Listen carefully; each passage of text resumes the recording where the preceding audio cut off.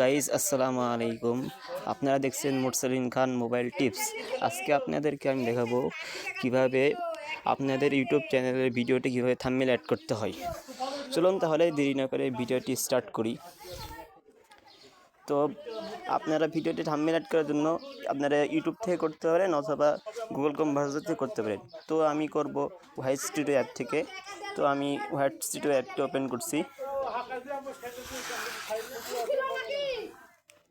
তো আপনারা যে ভিডিওতে থাম্বনেল অ্যাড করতে যান সেই ভিডিওটি এখান থেকে সিলেক্ট করে নেবেন।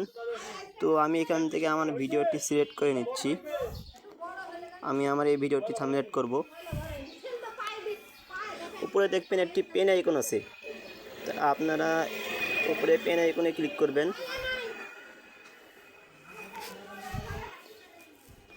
তারপর আবার পেন আইকনে ক্লিক করতে হবে। তো আমি আবার পেন আইকনে ক্লিক করছি, আবার একই জায়গায়।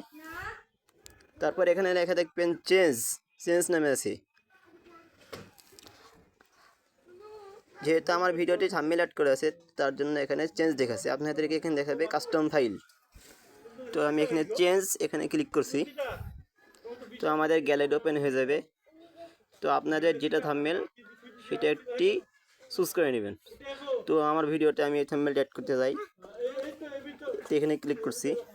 তারপরে উপরে একটি লেখা দেখবেন ডান নামক অপশন, এই ডানের উপরে ক্লিক করছি।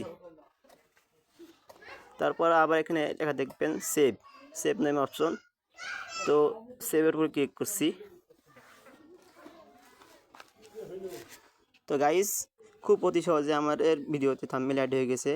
তো ভিডিওটি যদি কাজে লেগে থাকে ভিডিওটি লাইক কমেন্ট সাবস্ক্রাইব করতে ভুলবেন না। তো গাইস, আপনারা সুস্থ থাকুন, ভালো থাকুন। আসসালামু আলাইকুম।